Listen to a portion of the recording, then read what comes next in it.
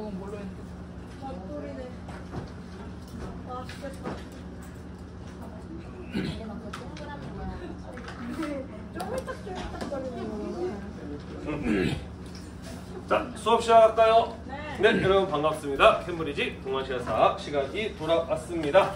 자, 우리 이번 시간에 무엇에 대해서 이야기를 할 것이냐면요, 바로 명나라에 대해서 이야기를 할 겁니다. 자, 14세기를 전후해서 중국, 한반도, 일본 모두 왕조 혹은 정권의 교체가 이루어졌어요. 그러면서 이전과는 다른 완전히 새로운 국제질서, 새로운 성격의 국가들이 나타나게 되면서 시대의 전환이 이루어지게 되거든요. 이번 시간에 우리는 그 내용들에 대해서 같이 한번 이야기를 해보도록 하겠습니다. 함께 살펴보도록 할게요. 자, 우리 지난 시간에 원명 교체에 대해서까지 이야기를 했었습니다. 기억이 나시나요?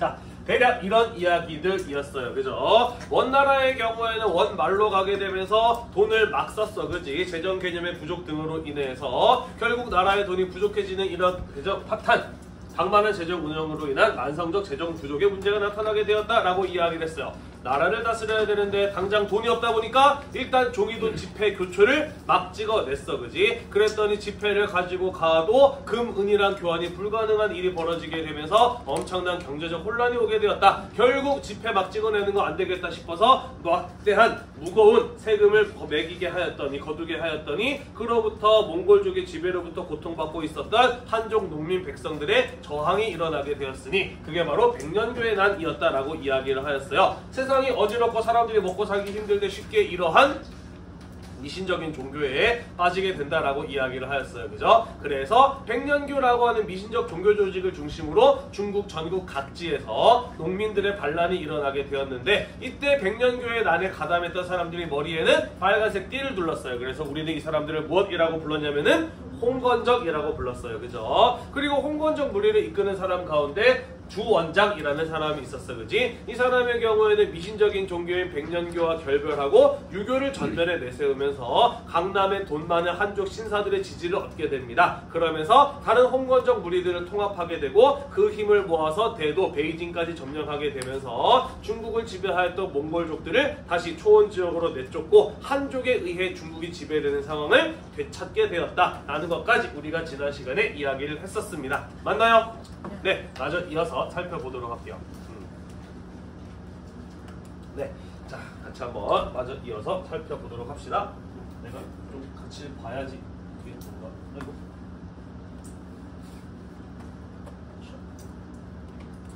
자, 마저 이어서 같이 한번 살펴보도록 하겠습니다. 자, 이 주원장이라는 사람은 그래서 명나라를 세우고 황제의 자리에 오릅니다. 그가 사용하였던 연호가 홍무였기 때문에 이 사람을 이제 홍무제라고 부르게 됩니다. 홍무제는 수도를 어디로 정했냐면은 난징으로 정했어요. 난징은 왜 이름이 난징일까요? 네. 베이징은 이름이 왜 베이징일까? 그쵸. 북경, 북쪽의 수도라는 의미에서 북경, 베이징이라고 부르는 거예요. 난징은요? 남경, 그죠. 남쪽의 수도라서 난징이라고 부르는 거예요. 베이징이 화북의 대표적 도시라고 한다면 난징은 강남의 대표적 도시라고 볼 수가 있겠습니다. 자, 주원장의 경우에는 난징 출신이었고 아까 선생님이 이야기했죠. 백년교와 결별하고 유교를 내세우면서 강남 한족 지주들의 막대한 지지를 얻을 수 있었다라고 이야기를 했습니다. 보통 수도는 어디에다가 정하느냐? 자신의 세력 기반이 있는 곳, 자신의 권력을 가장 잘 행사할 수 있는 곳을 수도로 정하기 마련이죠. 따라서 주원장 입장에서는 난징이 새로운 나라의 수도로서 딱 적합한 곳이었다라고 볼 수가 있는 겁니다. 이해가 되시죠? 자, 그러면서 오랫동안 외부 민족이 중국을 지배했던 상황이 끝이 나게 되었고 다시 한족에 의해서 중국이 지배되는 상황이 회복될 수 있었다라는 것이에요. 자, 이후에 황제권을 강화하기 위해서 여러 가지 노력을 기울였던 건 너무나 당연한 것이라고 볼 수가 있겠고요. 또한 명나라의 경우에는 한족에 의한 중국 지배가 회복되었기 때문에 한족 문화의 회복을 위해서 많은 노력을 기울이기도 하였다라는 겁니다. 이런 거죠. 우리나라가 일본의 식민 지배를 받을 때 우리나라의 전통 문화는 상당히 어떻게 되었었나요? 억압되고 쇠퇴하고 파괴되고 훼손되었어요. 그죠? 그래서 일본이 뭐 우리나라에게 신사참배 같은 거 강요하면서 일본 문화를 강요하는 이런 일이 벌어졌잖아요. 그죠? 몽골족이 중국을 지배할 때도 그와 비슷했다라고 보시면 돼요. 몽골족이 지배하는 상황이었기 때문에 한족들의 전통적인 문화는 억압되고 훼손될 수밖에 없었다라는 것이죠. 따라서 일제강점기로부터 독립을 이뤄내고 난 이후에 우리나라의 역사와 전통 문화를 되살리기 위한 노력이 이루어졌던 것과 마찬가지로 명나라 역시 몽골족의 지배로부터 중국의 지배 질서를 회복하게 되면서 전통적인 한족 문화의 질서를 회복하기 위한 노력들이 이루어지게 되었다라는 것이죠. 전통적인 한족 문화의 대표적인 게 무엇인가요? 바로 유교 문화잖아요. 그죠? 유교적 질서를 회복하기 위해서 여러 가지 노력들을 기울였다라는 것이죠. 네, 예전 교과서에서는 구체적인 사례까지 줄줄줄 나왔었는데 지금 선생님 안 본 지 오래되다 보니까 생각이 잘 안 나네요. 네, 한번 넘어갑시다. 자, 그 다음 향촌 질서를 정비하기 위해서 이갑제라는 제도를 실시하였어요. 요것도 예전 교과서에는 있었고 지금도 세계사 교과서에는 있는데 지금 우리 동아시아사 교과서에는 빠져 있는데 나중에 또 갑자기 명나라 중기 이후에 이갑제가 무너졌다는 설명이 뜬금없이 또 나오기도 하거든요. 아무튼 향촌 질서란 무엇이냐면 지방의 마을 사회 단위를 향촌이라고 이야기를 해요. 그래서 향촌 질서를 정비하기 위해서 지방의 마을 사회 단위까지의 질서를 제대로 유지하기 위해서 이갑제라고 하는 제도를 주원장 명태조 때 시행하였다라는 얘기예요. 일단은 여기서 그냥 이갑제라는 이름 정도 들어두면 될 것 같아요. 명나라 초기에 주원장이 향촌 단위의 사회 질서를 유지하기 위해서 만든 실시한 제도 정도라는 것 정도만 기억하고 나중에 다시 나오면 떠올리면 될 수 있을 것 같아요. 됐나요? 네. 자, 그러면서 중국은 다시 한족들의 유교 문화를 중심으로 하는 사회 질서, 국가적 모습, 문화 이런 것들을 다시 되찾아가는 과정이었다라는 것입니다. 자, 명나라의 전성기를 이끌었던 사람은 세 번째 황제였던 영락제라는 사람이었습니다. 자, 이 사람은 주원장의 넷째 아들이었어요. 아들인데 몇 번째 황제래? 세 번째 황제래. 주원장이 첫 번째고 영락제가 세 번째면 그 사이에 누군가 한 명이 있었네요. 그죠? 2대 황제는 건문제라는 사람이었는데 건문제는 주원장의 손자였어. 다시 말해서 주원장의 첫째 아들이 일찍 죽었기 때문에 주원장이 죽고 난 다음에 첫째 아들의 첫째 아들 장손이 황제 뒤에 자리에 올랐다라는 것이죠. 그가 바로 2대 황제인 건문제였습니다. 자, 그런데 다음 황제가 누구야? 주원장의 넷째 아들이니까 건문제에게는 무엇인가요? 삼촌이 되는 거지. 건문제의 삼촌이 세 번째 황제가 됐어. 어떤 일이 벌어졌는데 대충 감이 오나요? 우리 한국사 시간에 계유정난이라고 배웠는데 혹시 기억날라나?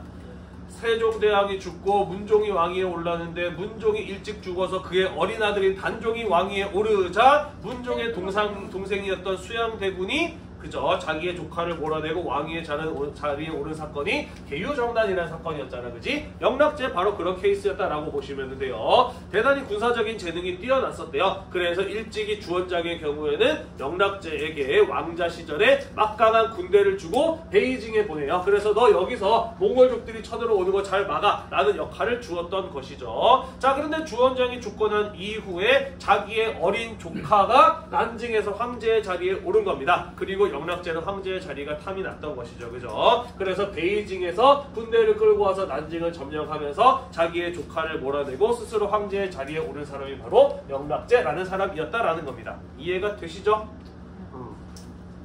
자, 아까 수도는 어떤 곳에 정한다라고 이야기를 했나요?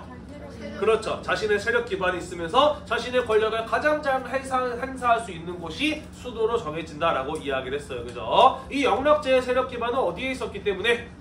베이징에 있었기 때문에 영락제는 자신이 황제의 자리에 오르게 되면서 명예 수도를 난징에서 베이징으로 옮겼다라는 것이죠. 그리고 이때부터 지금까지 중국의 수도가 베이징이 되는 거죠. 그죠? 물론 이제 중간중간에 변화적인 잠깐씩은 있습니다만은 쭉 베이징이 중국의 수도로 자리 잡게 되는 것이죠. 자, 이 사람은 정상적인 과정을 통해서 황제의 자리에 오른 사람이 아니에요. 그죠? 따라서 황제의 권위를 높이기 위한 특별한 조치 같은 것들이 필요했겠죠. 그죠? 그래서 자금성이라고 하는 거대한 황제의 궁전을 지어서 황제의 권위를 과시하려는 이러한 일을 벌이기도 하였던 것이죠. 자금성 가봤나요? 네, 기회가 되면 한번 가볼만 해요. 어마어마하게 큰 궁전입니다. 선생님이 체감상으로는 경복궁 한 10개 정도를 합쳐놓은 느낌? 예, 살짝 들었던 것 같아요. 여기 이제 천안문 광장에서부터 시작을 해서 이 자금성의 가장 큰 건물, 중심이 되는 건물까지 한 절반 정도 왔다가 돌아오는데 2시간 정도가 걸렸거든요. 나머지 옆에는 가보지도 못했어. 요렇게 왔다 갔다 하는데 한 2시간 정도 걸렸던 기억이 납니다. 엄청나게 큰 궁전이라는 느낌을 받을 수가 있었어요. 왜 이렇게 큰 걸 만들었을까? 그렇죠. 황제의 권위를 과시하기 위함이었던 것이죠. 그죠? 베이징에 있습니다. 베이징은 한 번쯤은 가볼만한 곳이라고 생각이 들어요. 베이징에 가면은 만리장성도 볼 수 있고 자금성도 볼 수 있고 우리가 앞으로 또 배울 중국 역사의 중요한 장면들이 이 베이징에서 대부분 다 있었던 것들이거든요. 여름은 비춥니다. 무지무지 덥고 습하기 때문에 여름 빼고 한 번쯤 가보는 거 추천을 드려요.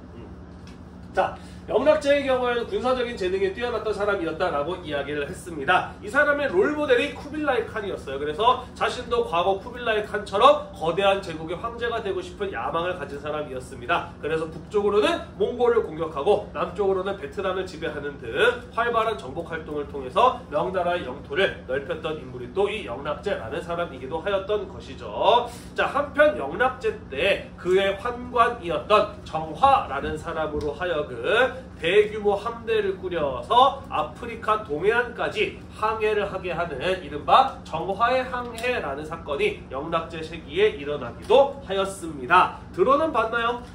네. 나중에 우리가 이제 해상 교역과 관련된 단어를 배울 때 좀 더 이 정화의 항해에 대해서 자세하게 이야기를 할 건데요. 유럽인들에 의해서 실험로 개척이 이루어지기 전까지 가장 먼 거리를 항해했던 기록이 바로 이 정화의 항해였다라고 볼 수가 있어요. 중국의 남부에서부터 시작을 해서 동남아시아 지나서 인도양 지나서 아프리카 동해안까지 갔던 상당히 먼 거리의 직접 항해였거든요. 자, 그러면은 명나라는 왜 이렇게 먼 거리를 항해를 했느냐? 뭐 여러 가지 가설이 있습니다. 영락제가 쫓아냈던 자신의 조카인 검문제의 시체를 끝끝내 찾지를 못했대요. 그래서 혹시 멀리 바다로 도망간 거 아니야? 라는 의심이 들어서 그를 찾기 위해서 대규모의 함대를 보냈다 라는 설이 있기도 한데 그러기에는 너무나 비용이 많이 드는 항해이기도 하였어요. 그래서 그보다는 어떤 것이 좀 더 타당하다라고 보고 있느냐? 봅시다. 명나라가 세워진 것은 단순한 원나라에서 명나라의 왕조 교체 이상의 의미를 가져요. 원나라는 몽골족이 세운 나라, 유목민족이 세운 나라이기 때문에 물론 그들도 조공과 책봉의 관계를 맺긴 했지만 직접 정복하고 지배하기를 선호하는 민족이었어. 하지만 전통적인 중국의 지배자였던 한족은 어떠한 식으로 국제질서를 주도하는 것을 선호했나요? 조공을 받고 책봉을 해주는 방식으로 국제질서를 주도하는 것을 선호했어. 그지? 그래서 아마도 이 정화의 항해의 경우에는 우리나라가 얼마나 강력한 나라인지를 바다를 통해서도 널리 알려서 더 많은 조공국을 확보하기 위해서가 아니었을까 하고 추정을 하고 있습니다. 나중에 뒤에 가서 좀 더 자세하게 이야기를 할 거예요. 그만큼 명예 국력이 강력했음을 또 보여주는 사건이 정화의 항해이기도 하다라는 겁니다. 넘어가도 될까요? 네.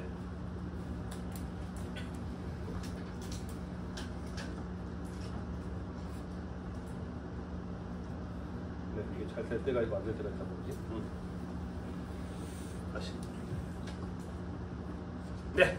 그래서 우리 이렇게 명의 전성기까지 한번 이야기를 해보았습니다. 자, 이어서 중국에서 이렇게 원명의 교체가 이루어지고 있을 때 한반도에서는 고려에서 조선으로의 왕조 교체가 이루어지고 있었습니다. 어떤 일들이 있었는지 우리가 작년에 한국사 시간에 배웠겠지만 다시 한번 떠올려 보도록 할게요. 자, 알다시피 고려의 경우에는 오랫동안 몽골의 침략에 맞서 싸우다가 결국 항복을 하게 되면서 원의 간섭을 받게 되는 원간섭기에 접어들게 되었어요. 그죠? 자, 그러다가 중국에서 홍건적의 난이 일어나게 되면서 원명의 교체의 과정을 겪게 되자 원나라는 고려에 대해서 간섭하고 개입할 만한 여유가 없게 됐어요. 그러면서 원의 영역이 약화되자 공민왕의 경우에는 원나라의 간섭으로부터 벗어나서 고려의 자주성을 되찾기 위한 개혁 정책을 추진해 나가게 되었다라고 배웠을 겁니다. 그죠? 그러면서 그 과정에서 원이 고려에 대해서 내정 간섭을 하기 위해서 유지하고 있었던 정동 행성의 이문소 같은 것들이 폐지되었다라는 이런 것도 우리 한국사 시간에 배웠을 거예요. 그죠?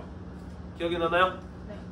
네. 자, 그러면서 원 간섭기에 빼앗겼던 땅과 거기에 설치되었던 원의 통치 기구인 쌍성 총감부라고 하는 지역을 공민왕 때 고려가 군대를 동원해서 직접 공격을 해서 되찾기도 하는 이러한 어떤 모습을 보여주기도 하였고요. 원 간섭기 때 널리 유행하였던 몽골에 대한 풍습을 금지시킨다든지 지금까지 원나라의 힘을 등에 업고 고려의 실권을 장악해왔던 권문세족이라고 하는 친원 세력들을 쫓아내는 등의 적극적인 반원 개혁이 공민왕에 의해서 이루어졌었죠. 다만 아직까지 권문세족이 가지고 있는 힘이 무척이나 강했기 때문에 그들의 반발을 이겨내기가 쉽지 않았다라는 거예요. 무엇보다도 공민왕의 경우에는 권문세족을 견제하기 위해서 새롭게 성리학을 공부한 성리학을 공부한 선비 집단을 키워냈으니 그 사람들이 바로 누구였냐면은 신진사대부라는 세력이었는데 아직까지는 신진사대부들의 힘이 미약했다라는 한계가 존재하기도 하였어요. 뿐만 아니라 외부적인 문제도 발생을 하였습니다. 예를 들자면 일본에서 발생한 해적대인 왜구나 중국에서 넘어온 홍건적의 침입 같은 것들의 예를 들어볼 수가 있겠네요. 지난번에 한번 얘기한 것 같은데 외국 일본에서 발생한 해적이라고 하면은 여러분들 어렸을 때부터 원피스를 봐가지고 배 한 척 타고 와서 고무고무 총이나 쏟아가겠지 뭐라고 생각하기가 쉽지만 전혀 그렇지 않다. 적어도 수십 척, 수백 척의 배를 타고 나타나고 적게는 수백 명, 많게는 수천 명, 진짜 많을 때는 10,000명, 20,000명에 달하는 엄청난 규모의 해적이었다. 거의 한 나라의 군대급으로 동해안, 우리나라의 해안가나 중국 남부의 해안가를 약탈했던 일본의 해적이 바로 왜구라고 불리는 세력들이었다라고 지난번에도 이야기한 적이 있을 것 같네요. 기억이 좀 나나요?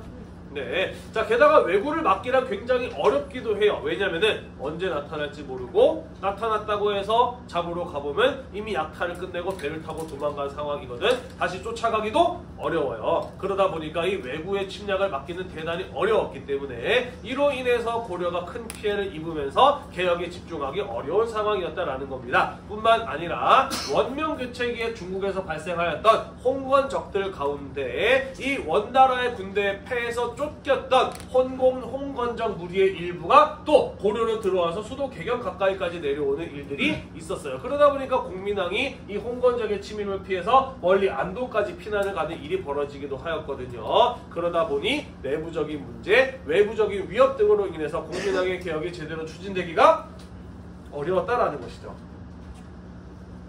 자, 결국 이 공민왕의 개혁은 공민왕이 살해되면서 최종적으로는 실패로 끝나고 말았습니다만은 그래도 그의 개혁의 노력이 아무런 성과를 남기지 못한 것은 아니었다. 적어도 그 과정에서 신진사대부라고 하는 새로운 고려 사회를 개혁해 나갈 수 있는 고려 사회를 개혁해 나갈 수 있는 새로운 개혁 세력들을 길러낼 수 있었고 왜구와 홍건적을 격퇴하는 과정에서 최영이라든지 이성계와 같이 새롭게 고려 사회를 이끌어 나갈 수 있는 힘을 가진 신흥 무인 세력들이 등장을 하였다라는 성과를 남겼다라는 것이죠. 결국 이 둘에 의해서 새로운 시대가 만들어지게 되는 거잖아요. 그죠? 네. 자, 그 뒤에 중국에서는 원명의 교체가 이루어졌습니다. 그리고 명나라를 세웠던 명태조 주원장 홍무제의 경우에는 고려에게 이런 요구를 해요. 천령 이북의 땅을 내놔라 라고 이야기를 합니다. 왜냐? 과거 원나라가 지금 명나라로 바뀌었으니까 과거 원나라의 땅이었던 곳은 모두 명나라의 땅이 되어야 한다. 여기 원래 원나라 땅 아니었느냐. 그런데 니네가 군대를 동원해서 여기 불법적으로 차지하고 있는 거 아니냐. 옛 원나라 땅이었으니까 내놔라 라고 요구를 해요. 그러면서 명나라에서 여기에다가 천령위라고 하는 기관을 만들어서 자기가 직접 설치하겠다고 일방적으로 통보를 해옵니다. 말이 되나요? 아니죠. 원래 고려 땅이었잖아. 그지? 자, 왜 그러면은 명태조, 홍무제, 주원장은 이런 억지를 고려에게 부렸을까? 한반도도 지배하고 싶어. 그랬을 거면 다네로라고 하지 않았을까? 또 힘의 가시 세워지지 얼마 안 돼서 그래서 왜? 영향력을 과시하고자 그러죠. 조금 더 정확하게 말해보자면 이런 거죠. 여러분들이 이런 얘기 듣기 좀 아직 어리긴 한데 그런 얘기 들어본다. 혹시 결혼하게 되면은 결혼 초에 남자든 여자든 상대방에게 먼저 기선을 제압을 해야 결혼 생활이 오랫동안 편안하고 이런 얘기 못 들어봤나? 아직 들어보기 좀 들어봤어요? 원래 모든 관계는 처음에 관계를 맺을 때가 제일 중요하죠, 그죠? 명나라는 이제 막 새롭게 등장한 나라야, 그지? 고려와 처음 외교 관계를 맺는 상황이란 말이야. 따라서 여기서 명나라가 고려에게 조금 세게 나가는 거죠. 무리한 요구를 하는 거죠. 그래서 앞으로도 고려와의 외교 관계에서 명나라가 기선 제압을 하고 계속해서 끌고 나가기 위해서 고려에게 다소 무리한 요구를 하는 것이 아닐까 하고 추정이 가능하겠죠, 그죠? 자, 어쨌든 명나라가 그렇게 고려의 기선 제압을 하기 위해서 조금 무리한 요구를 했다라고 볼 수가 있어요. 그죠? 자, 그랬기 때문에 당시 고려의 실권을 장악하고 있었던 최영도 어떻게 나오는 것이냐? 여기서 우리가 명나라에게 밀리게 되면은 앞으로 계속 명나라한테 끌려갈 수밖에 없다. 우리가 그렇게 호락호락한 나라가 아니라는 것을 보여주어서 우리가 외교의 주도권을 잡아야 된다라고 판단을 했던 것이죠. 자, 그래서 최영에 의해서 무엇이 추진이 되나요? 요동정벌, 그죠? 우리가 먼저 명나라의 땅을 공격해서 그 땅을 우리 땅으로 만들자라고 하는 요동정벌이 추진이 되는 것이죠, 그죠? 자, 그리고 이 요동정벌의 사령관으로 임명되었던 사람이 누구였나요? 바로 이성계였고요, 그죠? 그리고 이성계는 요동정벌의 사령관으로 고려군을 끌고 쭉 가다가 압록강에 있는 위화도라는 섬에서 다시 군대를 돌려서 돌아오죠. 그 사건이 바로 무엇이에요? 위화도 회군이라는 사건이고, 그죠? 그래서 위화도 회군을 통해서 이성계는 고려의 우왕과 최영을 몰아내고 고려의 실권을 장악하게 되는 것이고, 이후에 신진사대부들 가운데 새로운 나라를 세우자라고 주장했던 정도전과 같은 급진파, 혁명파 사대부들과 함께 새로운 나라를 세웠으니 그 나라가 바로 무엇이었다? 조선이었다. 1492년에 세워진 조선이었다라는 것이죠. 자, 조선이 세워진 상황에서도 홍무제의 경우에는 여전히 외교 관계의 주도권을 잡기 위함이었는지는 몰라도 조선에 대해서 굉장히 압박적인 태도를 보이고 있었어요. 그러면서 조선 초에는 사실 지지 않으려는 이성계, 조선을 굴복시키려는 명태주 사이에서 갈등이 빚어지게 되면서 꽤나 사이가 좋지 못한 여러 차례 갈등을 이어가는 이런 모습을 보였습니다만은 이성계의 아들인 조선의 3대 왕이죠. 태종 이방원 때 가게 되면서 조선은 명나라에게 조공을 바치고 명나라도 이방원을 조선의 왕으로 책봉을 해주게 되면서 이때부터 명과 조선 사이에서의 우호적인 관계가 만들어질 수 있었다라고 합니다. 왜 그럴까? 홍무제 때는 그렇게 사이가 안 좋았는데 왜 태종 이방원 때 오게 되면서 명나라하고 사이가 좋아졌을까? 아이고야, 이거 맞추면 대박이다. 아니에요. 라이벌이 생겼어? 그럴 수도 있죠. 하지만 아니에요. 왕조의 남자는 어? 권력 위태위태해가지고 이방원이 그 왕권의 정당성을 부여하기 위해서 명나라의 우호적인 관계를. 그거는 조선의 상황이고 명나라는 왜? 명나라도 정치적으로 좀 혼란된다고 했잖아요. 영락제 때. 그렇죠. 영락제 때입니다. 영락제 역시 자신의 조카를 쫓아내고 황제의 자리에 오른 사람이야, 그지? 누군가 자기를 황제라고 인정해줄 필요가 있는 상황이에요, 그죠? 태종 이방원의 경우에도 왕자의 날을 통해서 왕위에 오른 사람이잖아, 그지? 누군가 자기를 왕으로 인정해줘야 되는 것이 필요한 상황이었죠. 서로의 이해관계가 맞아떨어지게 되면서 우호적인 관계가 맺어지고 유지될 수 있었다라는 것입니다. 넘어갈까요? 네. 자, 이런 일이 벌어지고 있는 동안 일본에서는 어떠한 일이 있었는지 마저 이어서 살펴보도록 하겠습니다. 자, 우리 지난번에 일본에 대해서는 이런 것까지 이야기를 했었어요. 그죠? 12세기에 미나모토노 요리토모라고 하는 사람에 의해서 가마쿠라 막부라고 하는 게 세워졌다라는 것까지 배웠습니다. 기억이 날라나요?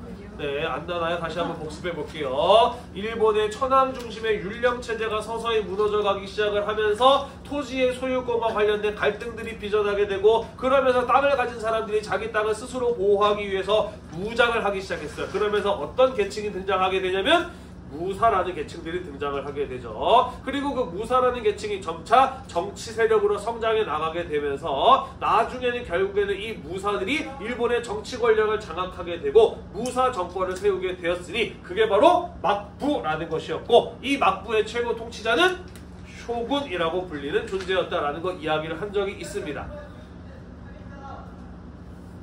또한 일본 사람들은 천황을 어떠한 존재라고 생각했다라고 이야기를 했냐면 신성한 존재라고 생각을 했어요. 그래서 막부라는 정부가 생겼고 쇼군이 정치적 실권을 장악했지만 천황의 존재를 없앨 수는 있었다 없었다? 없었다. 그렇다고 천황이 정치적인 실권을 가진 것은 아니었어, 그지? 천황과 천황의 정부인 조정은 그저 상징적인 존재로서 남아있을 뿐이고 실제로 정치적인 실권은 쇼군과 그를 따르는 무사들, 그리고 그렇게 구성이 되어 있는 막부라고 하는 정부에 의해서 운영이 되었다. 그래서 일본의 막부라고 하는 정치체제는 이원적 통치체제다라는 이런 이야기를 한 적이 있어요. 대충 기억이 나나요? 네, 안 나면은 유튜브 채널 캠브리지 동아시아사에 들어오셔서 복습을 하시면 되겠어요. 자, 아무튼 그렇게 일본 최초의 무사 정권이 세워졌으니 그게 바로 가마쿠라 막부라는 것이었다라고 이야기를 했었습니다. 그리고 그 가마쿠라 막부 말기에 쿠빌라이 칸이 바닷길마저 장악하고자 일본을 두 차례 침공을 했던 거예요. 그죠? 자, 그리고 일본의 경우에는 외부 민족의 침략이라고 하는 일본 역사상 한 번도 경험해보지 못했던 충격적인 일을 겪게 됩니다. 그래서 쿠빌라이 칸의 군대를 막기 위해서 일본의 가마쿠라의 막부의 무사들은 최선을 다해서 전쟁을 준비해서 그거를 막기 위해서 맞서 싸워요. 그리고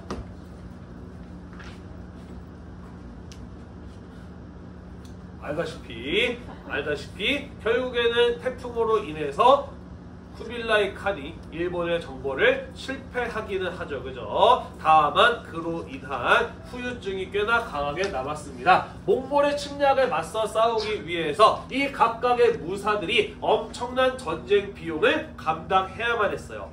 그래서 이후에 이 무사들이 점점 더 가난해지는 문제가 나타나기 시작을 합니다. 사실 이것은 계기에 불과했고요. 실제로 일본의 무사들은 점점 가난해질 수밖에 없는 구조적인 문제를 가지고 있었어. 일단은 첫 번째, 이 사람들의 경우에는 나름 일본 사회의 지배층이기 때문에 일본어로 체면, 가오가 있잖아요. 그죠? 지배층으로서의 체면을 유지하기 위해서 사치스러운 생활을 영위해야만 했다라는 것이죠. 또한 무사라고 하는 신분은 중국이나 한국처럼 과거를 통해서 얻는 것이 아니라 자식에게 세습이 되는 세습적인 신분이거든. 따라서 무사의 신분이 세습될 때 내가 무사로서 받은 나의 경제적인 기반, 토지 역시 자식에게 세습이 되는데, 문제는 자식이 하나라는 법이 없어. 2명이면 땅을 둘로 쪼개고 3명이면 셋으로 쪼개고 아들, 손자, 증손자로 내려가면서 1인당 무사가 소유하고 있는 토지의 규모는 점점 더 어떻게 될까요?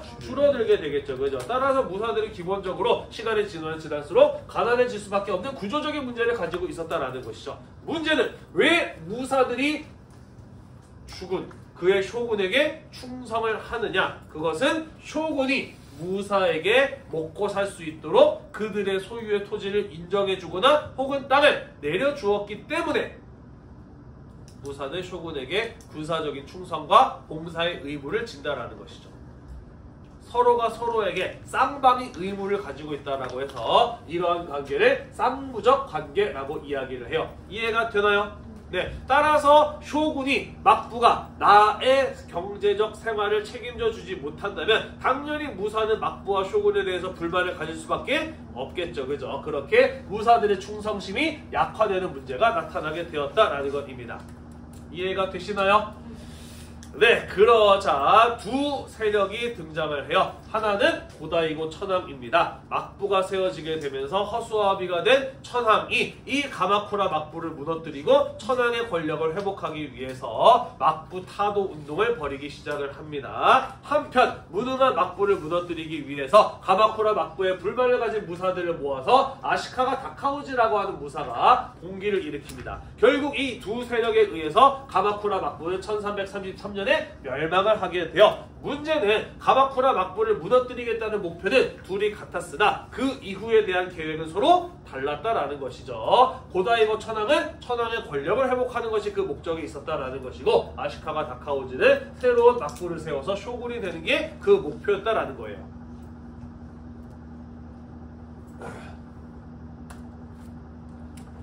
그래서 둘이 싸웠어요. 아시카가 다카오지가 이겼어요. 그래서 고다이고 천황을 격파한 아시카가 다카오지는 그의 세력 기반이 있는 교토에다가 무로마치라고 하는 새로운 막부를 세웠습니다. 그러면서 가마쿠라 막부에서 무로마치 막부로 정권의 교체가 이루어졌다라는 거예요. 공교롭게도 14세기에는 한국, 중국, 일본 모두 왕조 혹은 정권의 교체가 이루어졌네요. 그런데 고다이고 천황은 마음에 들지 않습니다만은 아시카가 다카오지가 고다이고 천황을 죽일 수 있나요? 아니요. 없어요. 일본 사람들은 천황을 뭐라고 생각했기 때문에 신성한 존재라고 생각하기 때문에. 하지만 고다이고 천황이 아시카가 다카오지의 말을 들을까 안 들을까? 안 들어. 그지? 그래서 새로 천황 가문의 인물을 데리고 와서 고묘 천황, 새로운 천황으로 세워버립니다. 아! 고다이고 천황은 이거 인정할까 안 할까? 안 해요. 내가 멀쩡히 살아있는데 뭔 새로운 천황이 말도 안 돼! 라고 하지만 싸워서 이길 수는 없었기 때문에 남쪽으로 도망가서 요시노라고 하는 곳에서 계속 자신의 조정을 유지합니다. 그래서 무로마치 막부가 세워지게 되면서 일본 역사상 최초로 2명의 천황이 공존하는 상황이 나타나게 되었으니 북쪽에도 왕조가 있고 천황의 조정이 있고 남쪽에도 천황의 조정이 있다는 의미에서 이 시대를 일본의 남북조 시대라고 부른다라는 것입니다. 57년간의 대립이 이어지게 돼요. 자, 그러다가 3대 쇼군이었던 아시카가 요시미츠 때 비로소 남북조가 통일이 됩니다. 몰라도 되지만 계속 이거 두리안 냄새 나네 계속. 되지만 북조 쪽의 천황의 대가 끊겨요. 자식이 없어요. 그래서 북조 쪽 천황을 진짜 천황으로 인정하되 지금 천황이 죽고 난 다음에는 남조 천황의 아들을 데리고 와서 그 뒤를 잇도록 하자라는 합의를 보게 됩니다. 그러면서 아시카가 요시미츠 때 남북조의 통일이 이루어지게 되고요. 그러면서 전국적인 지배권을 확립하게 된 아시카가 요시미츠는 명나라가 요구했던 조공과 책봉의 관계를 받아들이면서 그에게 조공을 바치고 책봉을 받아요. 이때 명나라로부터 일본국 왕으로 책봉을 받게 됩니다. 아시카가 요시미츠가 천황이 됐다? 맞아요? 틀려요? 아니에요. 그죠? 천황은 따로 있고 명나라가 책봉해준 이름이 일본국 왕이었다라는 거죠. 이후에 명과 무로마치 막부 사이에서는 조공무역이 이루어지는데 이걸 감합무역이라고 이야기를 하거든요. 나중에 뒤에 가서 다시 한번 배우게 될 겁니다. 됐나요? 네. 우리 이렇게 해서 일본까지 살펴봤어요. 하나만 더 볼게요. 자, 내가 뺐지 이거. 2개 더 봐야 되는구나. 2개만 더 볼게요.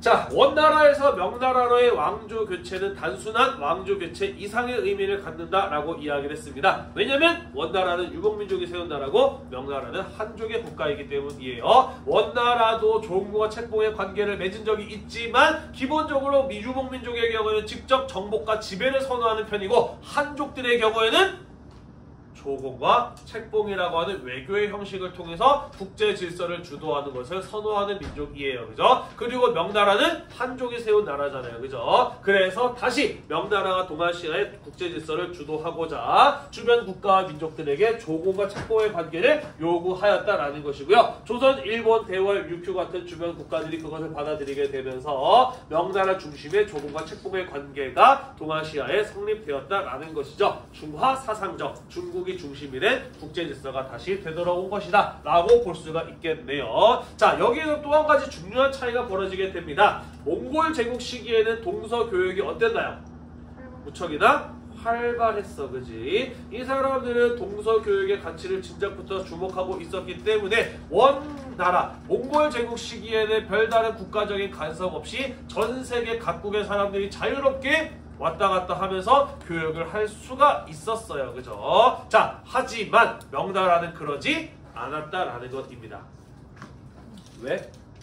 자기들이 최고라고 생각을 했기 때문이죠. 자, 뭐 여러 가지 이유가 있습니다. 일단은 중국은 워낙 땅덩어리가 크다 보니까 왼발에서는 자급자족이 가능해요. 따라서 교역에 대한 필요성을 그리 강하게 느끼지는 않은 편이었다라는 겁니다. 이해가 되죠? 오히려 우리랑 교역하고 싶은 것은 다른 민족, 다른 국가들이 원하는 바이니 우리는 그것을 주변 국가와 민족을 통제하는 수단으로 삼겠다는 거예요. 우리랑 무역하고 싶어 그러면 우리랑 뭐해? 조공과 책봉의 관계를 맺어 조공 바치면 우리가 원하는 것만큼만 주겠어 라는 이런 어떤 통제의 수단으로 활용하고자 하였다라는 것이죠. 자, 그래서 명나라는 조공을 바치고 명나라가 돌려주는 답례품 회사를 받아가는 것 이외에 민간인의 교육을 철저하게 금지하고 나머지 명과의 교육을 할 수 있는 것들을 주변 국가와 민족을 통제하는 수단으로 활용하고자 하였다라는 겁니다. 이해가 되시나요? 이건 나중에 좀 문제가 되죠. 자, 그래서 뒤에서 배울 건데요. 몽골 제국 시기에 비해서 동서 교류뿐만이 아니라 동아시아 지역 내에서의 교류의 양과 질적인 면에서 모두 축소가 이루어졌다라는 것입니다. 그래서 몽골 제국 시기만 하더라도 전 세계 각국의 문화가 동아시아로 들어오고 동아시아 문화가 전 세계 각국으로 퍼져나갔는데 명나라로 오게 되면서 이러한 동서 교류뿐만 아니라 지역 내 교류도 현저하게 축소가 되면서 문화적 다양성과 통합성도 이전 시대에 비해서 크게 약화되는 모습을 보였다라는 이야기가 되겠습니다. 이해가 되시죠? 네. 자, 조선의 경우에 명나라가 요구했던 조공과 책봉의 관계를 받아들이면서 명나라를 큰 나라로 섬기는 4대의 관계를 유지하면서 그들로부터 선진 문물을 수용하였다라는 것이고요. 또한 일본, 여진, 육주 같은 나라들과는 우호적인 관계를 유지하면서 그들의 침략과 약탈을 방지하려는 교린 관계를 맺었어요. 그래서 이러한 외교 방식을 가지고 4대 교린의 외교라고 이야기를 합니다. 아, 그렇구나 하고 넘어가시면 되겠습니다. 넘어갈게요.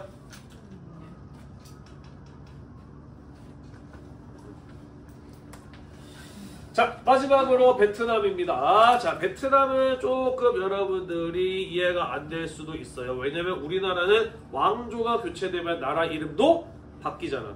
김씨의 신라 왕조가 신라의 김씨 왕조에서 고려의 왕씨 왕조에서 조선의 이씨 왕조로 나라 이름이 바뀌고 왕조도 같이 바뀌잖아요. 베트남의 경우에는 좀 달라요. 대월이라는 나라 이름은 그대로 유지가 됩니다. 다만 왕조만 바뀌어요. 쩐씨 왕조에서 호씨 왕조에서 레씨 왕조로 바뀌게 되거든요. 쿠빌라이 칸의 침략을 막아냈던 쩐 왕조에서 이후에 귀족 세력들의 힘이 너무 강해지게 되면서 농민에 대한 과도한 수탈 같은 것들이 이루어지게 돼요. 그러면서 농민과 노비들이 일으킨 봉기로 쩐 왕조가 멸망하고 새롭게 호 왕조가 세워지게 되는데 영락제 때 침략을 받으면서 이후에 중국의 지배를 받을 위기에 놓이게 됩니다. 자, 그런데 이 베트남은 한 무제 때 정복당한 이후에 1000년 동안 중국의 지배를 받다가 당나라 때 간신히 당나라가 명하면서 독립을 이뤄낸 나라거든요. 다시는 중국의 지배를 받을 수 없다라는 강력한 민족의식을 가지고 있었어요. 그래서 레러이라는 사람을 중심으로 명나라의 지배에 대해 저항하는 독립운동, 저항운동이 일어나게 되고 그것이 성공하게 되면서 레러이가 새로운 왕조를 세웠으니 그게 바로 대월의 레왕조였다라는 것입니다. 이후에 명나라와 조공과 책봉의 관계를 맺으면서 평화를 유지하는 한편 명나라의 선진 문물을 도입하면서 왕권을 강화하기 위한 노력이 레왕조 시기의 베트남에서 대월에서 이루어졌다라는 이야기가 되겠습니다. 됐나요? 자, 우리 이렇게 해서 일단은 14세기를 전후해서 동아시아 각국에서 이루어졌었던 왕조의 교체, 국제관계의 변화, 시대의 전환에 대해서 몇 가지 이야기를 해보았습니다. 다다음 주 이 시간에 수행평가 보도록 할게요. 이번 시간 끝나고 선생님이 바로 카톡으로 전송을 하도록 하겠습니다. 여러분들 2학기 때 작년 1학년 2학기 때 봤던 한국사 논술 수행평가 생각하면 돼요. 선생님이 미리 주제 몇 가지 던져줄 겁니다. 그 중에 마음에 드는 거 2가지 정도 골라가지고 네이버 폼으로 답해서 쓰는 간단한 수행평가 할 거니까요. 미리 선생님이 올려준 공지사항 잘 보시고 이 시간에 준비해서 응답하시면 되겠습니다. 됐나요? 오늘도 공부하느라 대단히 고생이 많으셨고요. 이 수업 영상이 여러분들의 동아시아사 공부에 도움이 되셨다면 구독과 좋아요 잊지 말고 눌러주세요. 수고했습니다.